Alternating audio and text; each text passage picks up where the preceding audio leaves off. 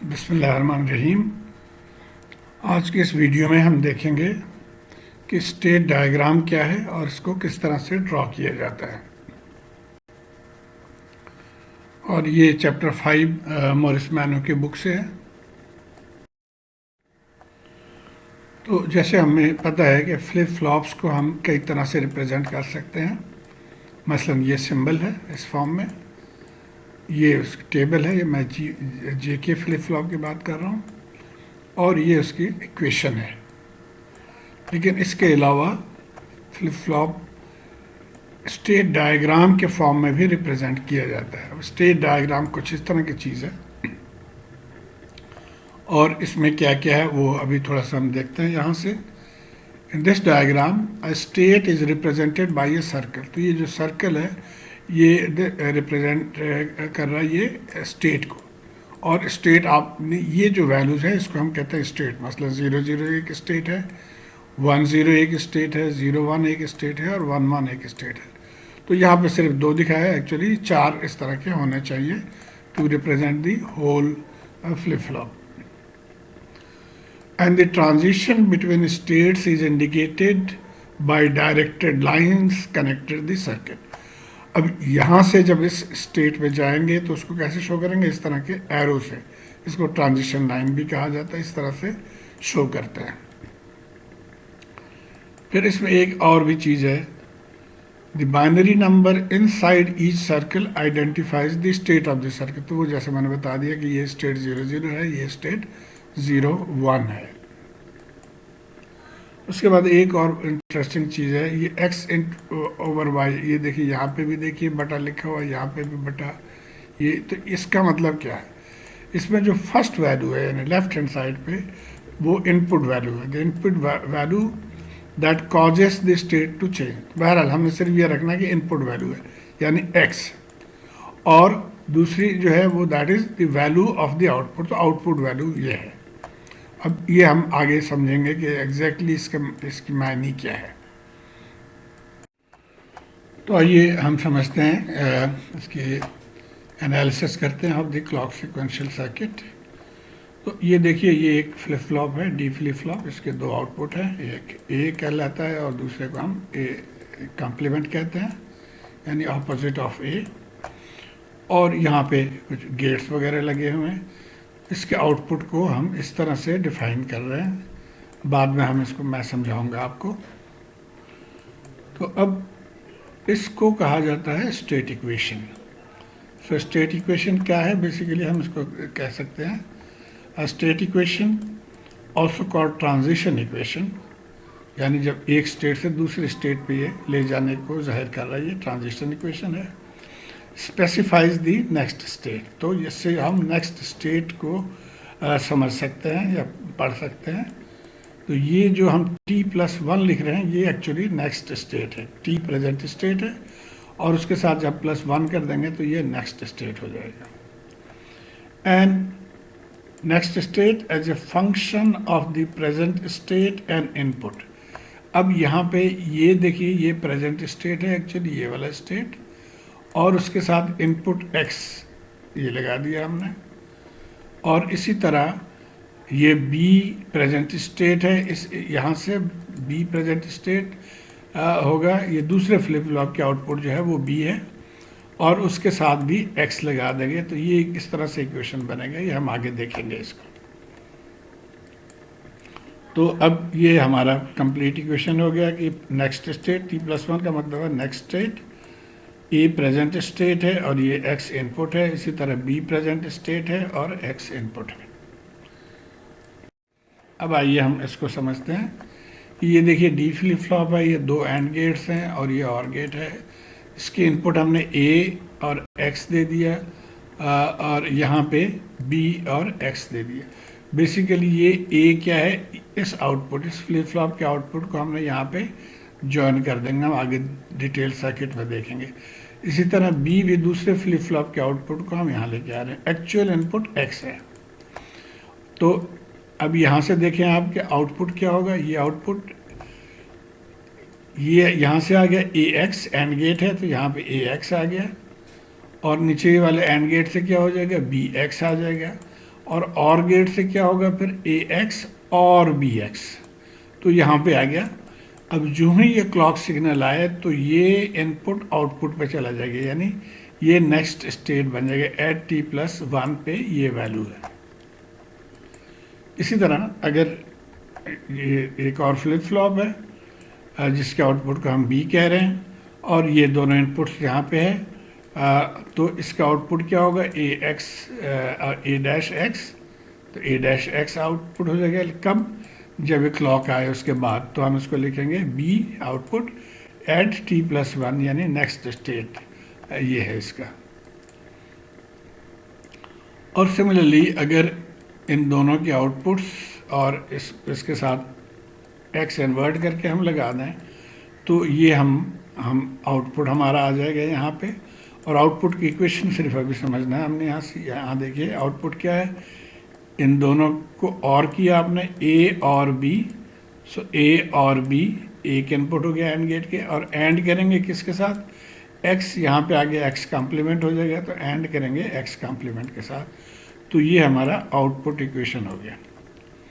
अब इन सर्किट्स को जोड़ के हम कंप्लीट सर्किट अगर देखें तो वो कुछ इस तरह से है कि ये A को हम यहाँ पे लेकर आ गए, यहाँ हमने लगाया फीड किया और इसको यहाँ पे फीड किया। इसी तरह B के आउटपुट को इस तरह से हमने फीड किया और ये कंप्लीट सर्किट है।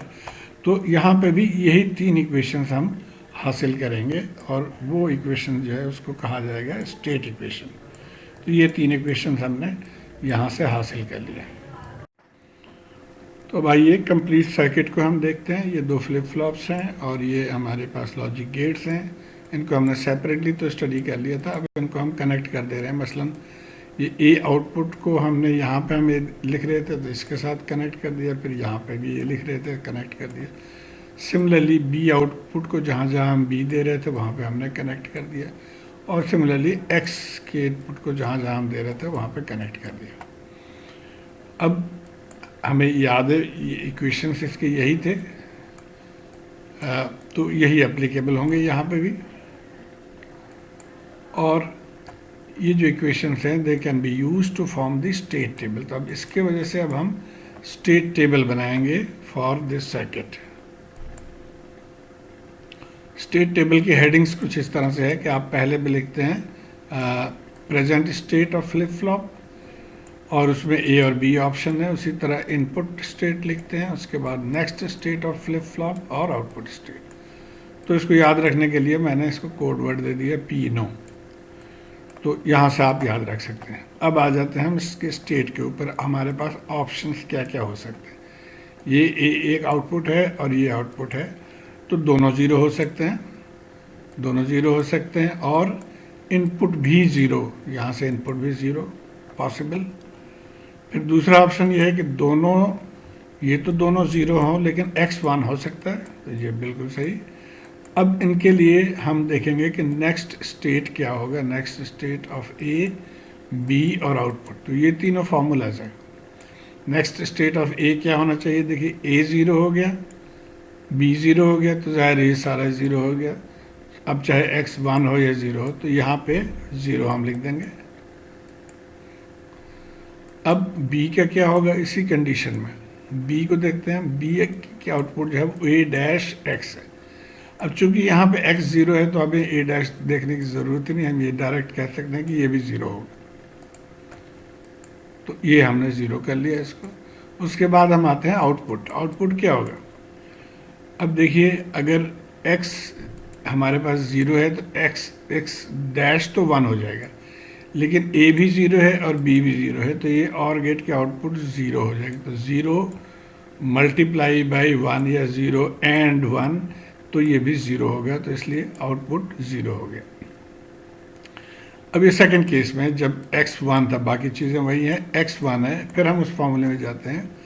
देखिए ये ज़ीरो और ये ज़ीरो, X जो मर्ज़ी हो, तो ये तो ज़ीरो हो जाएगा, तो हमने यहाँ पे इसको ज़ीरो लिख दिया। B पे आ जाते हैं। B A' है, तो A' का मतलब हुआ अगर A ज़ीरो है तो A' 1 हो जाएगा, लेकिन X कितना है, अब यहाँ पे देखिए X 1 है, तो A' भी 1 हो गया और X भी 1 हो गया, एंड गेट है, तो इसका मतलब है B की आउटपुट जो है वो 1 है, तो ये 1 हमने लिख दिया।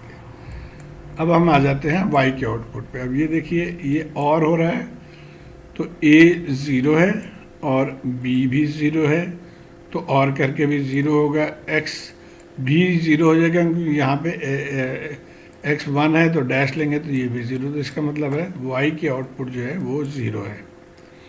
तो इस तरह से हमने एक सेट के लिए ये टेबल बना लिया, यानी जब a भी 0 हो और b भी 0 हो। अब इसी तरह हम तमाम ऑप्शंस को देखेंगे। अब ये देखिए यहाँ पे क्या ऑप्शन है कि ये 0 और 1 की कम्बिनेशन, और इसी तरह हम फिर x को एक दफ़ा 0 करके देखेंगे, फिर 1 करके देखेंगे, और आई एम श्योर आप फार्मूला फॉलो करके तो ये टेबल कंप्लीट कर सकते हैं। इसी तरह ए बी की एक और ऑप्शन होगा कि 1 0, उसके लिए भी टेबल आप कंप्लीट कर सकते हैं इसी तरह से, और फिर 1 1 के ऑप्शन के लिए भी एक मरतबा x 0 और एक मरतबा 1 लेके आप ये टेबल कंप्लीट कर लें। तो अब ये हो गया हमारा स्टेट टेबल। लेकिन एक और तरीका भी है जो आमतौर पर इसको फॉलो किया जाता है, और उसमें यह है कि जो हम नेक्स्ट स्टेट है इसमें हम एक दफ़ा x 0 के लिए वैल्यू लिख लें और एक दफ़ा x 1 के लिए वैल्यू लिख लें, और सिमिलरली आउटपुट के लिए भी। तो आप या तो उस फार्मूले से चल सकते हैं या इस टेबल के मदद से हम डायरेक्ट, अगर ये टेबल आपने बना लिया तो इससे डायरेक्ट आप यहाँ पे आ सकते हैं। तो अब ये देखिए प्रेजेंट स्टेट्स हो गए इसके। हम एक पहले सबसे पहले एक को लेंगे कि जब x 0 है, यानी इसको हम देखेंगे। हमने टेबल में से बाकी को हाई ऑफ कर दिया। अब यहाँ पे देखें x 0 है, और यहाँ से आप डायरेक्ट ही वैल्यूज़ लिख सकते हैं कि आउटपुट क्या होगा जब x 0 हो। जब x 0 हो तो next state of the flip flop क्या होगा, x 0 है। तो यहाँ हम इस टेबल को अब देखते हैं। ये देखिए इस तरह हमने कंप्लीट कर लिया कि यहाँ पे देखिए 0 0 आ गया, ये 0 1 वाला ऑप्शन है, 1 0 ऑप्शन है और 1 1 ऑप्शन है। नेक्स्ट स्टेट के ए क्या है और बी क्या है यहाँ से देख लेंगे। ये नेक्स्ट स्टेट के ए 0 है और इसी तरह बी भी 0 है, और नेक्स्ट स्टेट के आउटपुट क्या है 0 1 1, यहाँ से देखें 0 1 1। तो ये एक सेट हो गया है, और ये जब x 0 है उसके लिए हमने वैल्यू लिख ली। अब x 1 के लिए हम इसी तरह हमने उसको पहले वाले को हाईलाइट कर देना है, हमने 0 वाले को हाईलाइट कर दिया और 1 वाले को लिखने दिया। अब यहाँ पे भी आप देखें 0 0, x जब 1 हो गया यानी यहाँ पे अब हम लिखेंगे तो ये क्या हो जाएगा 0 1, यहाँ पे आप 0 1 लिखेंगे। इसी तरह यहाँ पे 1 1 लिखेंगे और y की वैल्यू भी इस टेबल से देख के लिखेंगे। तो ये देखिए x1 के लिए ये वैल्यूज़ आ गए इसके ए बी के। यहाँ से देखिए ये वैल्यू 0 1 1 1 1 0 0 ये आ गया, और y जो x1 के लिए y वो भी 0 0। तो ये दूसरा टेबल है, सेकंड फॉर्म ऑफ टेबल। आमतौर पे इसको ज़्यादा यूज़ किया जाता है। इसको चाहें तो आप डायरेक्टली फार्मूले की मदद से भी इसको लिख सकते हैं, लेकिन मुझे ये आसान लगता है। अब आइए हम स्टेट डायग्राम की तरफ चलते हैं। The state diagram provides the same information as the state table.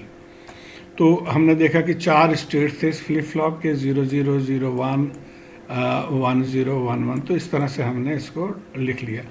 इसको आप जहाँ मर्जी लिखें कोई फ़र्क नहीं पड़ता, यानी यहाँ पे 0 1 के बजाय आप या 1 0 लिख लेते, यहाँ पे 0 1 लिख लेते। तो लेकिन ये सीक्वेंस आप फॉलो करें तो ये ज़रा बेहतर लगता है। अब इसकी डिटेल्स कैसे इसको फिल करते हैं हम अगले स्लाइड में देखेंगे। अच्छा, ये हमारा टेबल आ गया, इसकी मदद से हम इसको फिल करेंगे। तो आइए सबसे पहले अब उसी टेबल में हमने x1 वाले ऑप्शंस को ऑफ कर दिया।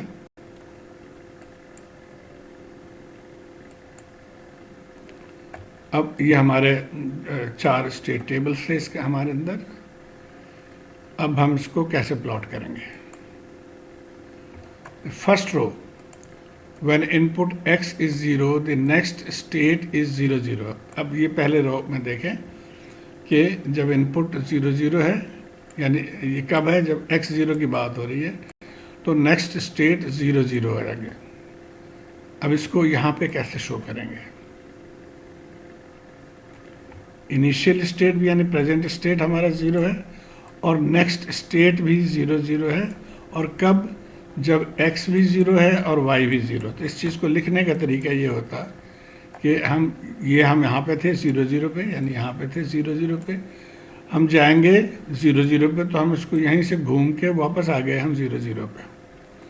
और किस हालत में ये हुआ कि जब x ज़ीरो है तो यहाँ पे ये इसके साथ हम इस तरह से स्लैश डाल देते हैं, x स्लैश वाई।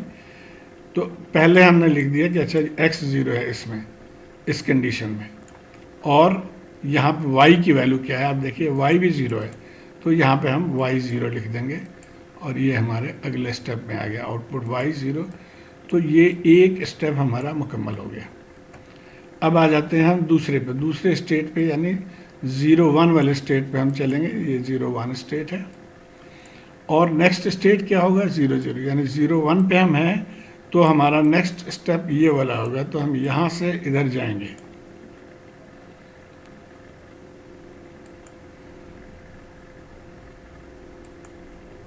ये देखिए, तो हम यहाँ से 0 0 पे चले गए। और क्या इसके साथ चीज़ें हैं कि x ज़ीरो है, तो जैसे यहाँ हमने लिखा यहाँ पे हम लिख लेंगे x ज़ीरो, और y क्या है? ये 1 है,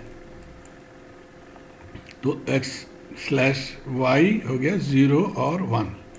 तो ये दूसरे स्टेप में हम आ गए। अब थर्ड स्टेट पे जाते हैं 1 0 1 0 स्टेट ये है। यहाँ से नेक्स्ट स्टेट क्या होगा? 0 0। तो यहाँ से भी हमने इस 0 0 पे आना होगा। आइए देखते हैं, ये यहाँ से हम 0 0 पे आ गए और यहाँ पे इसकी ट्रांजिशनल कंडीशन क्या है?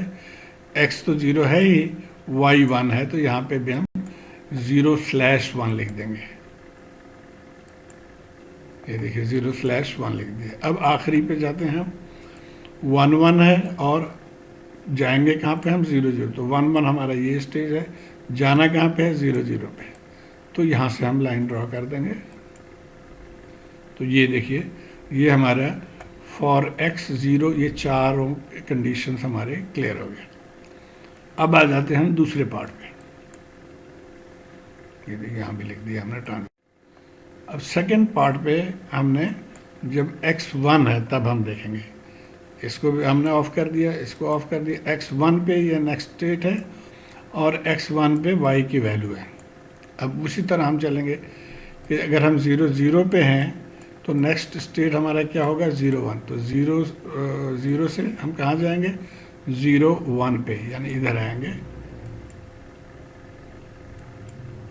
ये देखिए यहाँ से आए और यहाँ पे क्या लिखेंगे? इनपुट क्या है? x देखिए 1 है, x 1 है, और y कितना है? 0। तो हमने यहाँ पे x स्लैश वाई को 1 स्लैश 0 लिख दिया। अगले पे क्या है? 0 2 1, यानी ये हम प्रेजेंट स्टेट है 0 1 सॉरी, यानी हम यहाँ पे हैं। कहाँ जाएंगे हम? नेक्स्ट स्टेट हमारा 1 1 है, तो यानी यहाँ से हम इधर आएंगे। तो ये यहाँ से हम इधर आ गए और वही कंडीशन है कि यहाँ पे देखिए x 1 है, ये यहाँ पे ऊपर भी देख सकते हैं x 1 है और y 0 है, तो हमने 1 0 लिख दिया इसके लिए। थर्ड कहाँ पे हम होंगे? 1 0 से कहाँ जाएंगे? 1 0। अब 1 0 ये है, यहीं से यहाँ जाएंगे, तो हम इसको यहाँ से मोड़ कर ले आएंगे ऊपर से। ये देखिए यहाँ से मोड़ कर लाए और जो ट्रांजिशन कंडीशन है वो वही है 1 और 0 यहाँ पे। और फाइनली 1 1 से हम 1 0 पे जाएंगे। सो 1 1 ये है, यहाँ से हम 1 0 पे जाएंगे। तो यहाँ से अब हम 1 0 पे चले गए और वही कंडीशन है, यानी x 1 है और y 0 है। तो इस तरह से आप स्टेट डायग्राम ड्रॉ करते हैं। उम्मीद है आपको ये बात समझ में आ गई होगी। Thank you. ये फाइनल टोटल आउटपुट। अच्छा, अब स्टेप्स इसमें क्या क्या हमने फॉलो किया, जस्ट टू समराइज। हम सबसे पहले सर्किट डायग्राम हमने ड्रॉ किया, उसके बाद हमने इक्वेशन लिखा इसके सर्किट डायग्राम से, उसके बाद हमने स्टेट टेबल को ड्रॉ किया और उसके बाद हमने स्टेट डायग्राम को ड्रॉ किया।